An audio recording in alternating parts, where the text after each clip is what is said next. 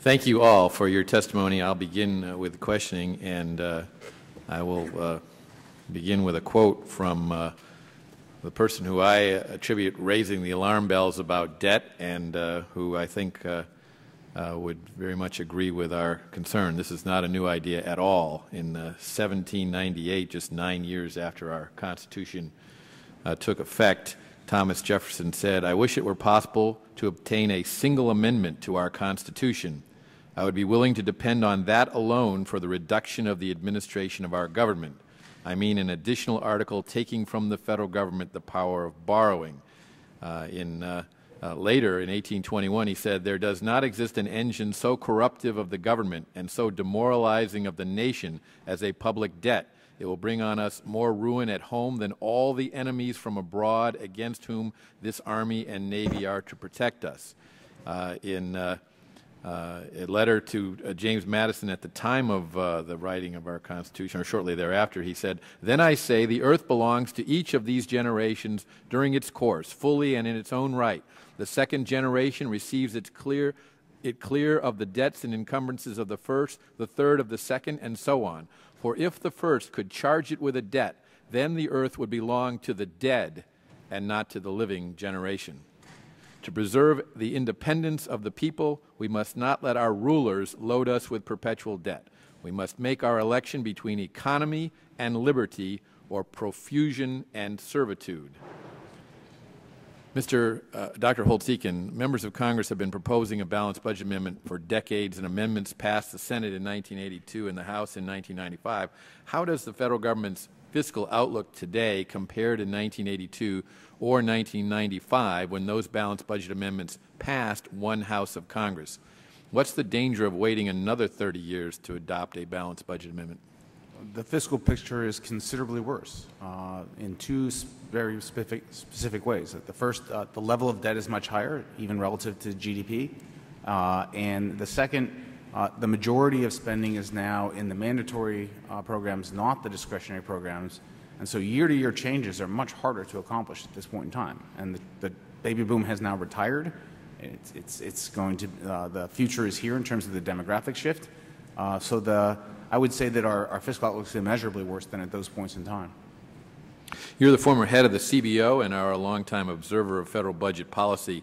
In your experience, have you seen any statutory caps, goals, or cuts that have had the same type of long-term effect in getting federal deficit spending under control that a balanced budget amendment could have? No. As I noted in my testimony, the U.S. doesn't have a budget. It often doesn't have budget resolutions in either the House or the Senate. There's nothing that makes discretionary and mandatory spending and taxes add up in any systematic way. A balanced budget amendment would accomplish that. Thank you. Dr. Primo, for decades the federal government has run deficits during good economic times and bad, and in both Republican and Democrat administrations, despite the fact that Americans overwhelmingly believe the deficit is a problem.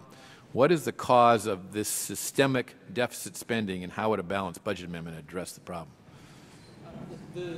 The challenge that legislators face is that going home to your district and saying that you have balanced the budget, if it means that you also have to tell your district that a program was cut, or you had to make some hard choices on Medicare or Social Security, it's just a very difficult sell to make politically. So it's always much easier to say, you know, we'll balance the budget tomorrow. Today, let's preserve this program that my constituents care a lot about. The deficit is this amorphous thing to most Americans, even though they do support balancing the budget.